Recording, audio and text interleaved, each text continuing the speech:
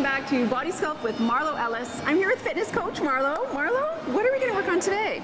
Well, I thought we could do a little bit of melt the muffin top because I know we're pushing toward the end of January and people are recovering from December and from Christmas, and they're also kind of looking forward to the spring, which is not that far away actually, something like 8 weeks I think. And who wants a muffin top? Well, exactly, not I. So what kind of equipment do we need? We don't really need much. That's the beauty of abdominal movements, is that you just really need your body weight. But if you want to take it to the next level, you can use something like a weighted wall ball, or a slam ball, or you could grab something from home like a can of tomatoes. You know, you really don't need anything exciting and expensive, but it's really effective. Okay. So this is something you can do in the living room. Absolutely. Okay. Okay, so let's start with a straight arm, straight leg sit up. So it's called a straight arm, straight leg sit up because generally your legs are out in front of you. Okay, you can actually have a tiny bit of a bend at your knees. Some people like to do that because it gives them a little bit of security there at the heel. And then you're going to keep your back nice and straight, chest open, shoulders back. And we're just going to give you an 8 ball, because I know that you can do these no problem. We're actually being really nice to her today. So arms above my head? No, I'd like you to keep the weight at your chest. Okay. And then you're just going to go back.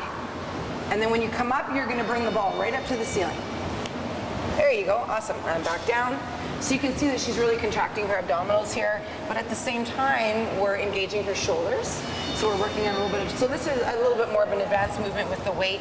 You could certainly do it without. How's it feel, Jan? It feels pretty good. It's actually kind of easy.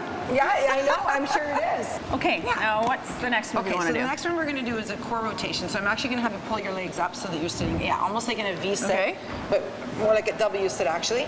Okay, and I'm going to have you lean back a tiny bit because I know that this for you is a little bit easier. But most people would sit, I'll be kind of the beginner and you can be the advanced. The beginner would be more up straight back, shoulders back, starting here, okay? But with you, because you're advanced, we'll have you leaning back. So now we've got a little bit more resistance here, and you're gonna come back from side to side. Are we touching Touch the ball? right down, it's a full range of motion. Touch right down, and you just keep going. And again, you could do, 15, 20 per side. Some people, they really struggle, so then you might start with 8 to 10. And so then the last one, what I think I'm going to have you do is let's do a plank on the ball.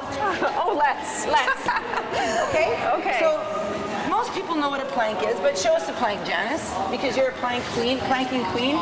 So there's lots of different ways you can plank. You can plank from your elbows and forearms, or you can actually get up onto your hands and have your hands below your shoulders, and you can plank this way. Okay, you can also, as for a beginner, you can plank from your knees, okay, and you pull your heels up towards your glutes and put all the weight on your shoulders. But in Janice's case, because again, she's advanced, we're gonna add a ball. So it's an unstable surface, which means that she has to engage her core a little bit more. Okay, so Janice, you know what to do here. So place your hands on the ball, you're gonna get a nice grip. Up on your toes.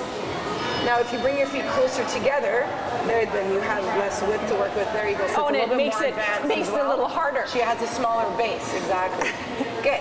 And then what you really want to do is try to keep your eyes up. Janice, kind of in a neutral position. Atta girl. I was just watching as long as you can. I was watching my arms shake. Right, exactly. So you feel this quite a bit. Now how long should people be doing this for? As I always say, go to exhaustion. And then if you really want to continue, you could drop down to your knees. And you could finish off at your knees and roll the ball forward. I know the big thing to remember is you got to keep your core all engaged. I always say suck your belly button in your spine. Because otherwise your back will get sore. So. Absolutely. So that's a few things. And honestly, what I love about these movements is you can do them at home. You don't need a lot of equipment. So and it's something you can do watching TV. That's right. Yep, for sure. And it's quick, fast, and furious. Some people like to do stuff like this at work.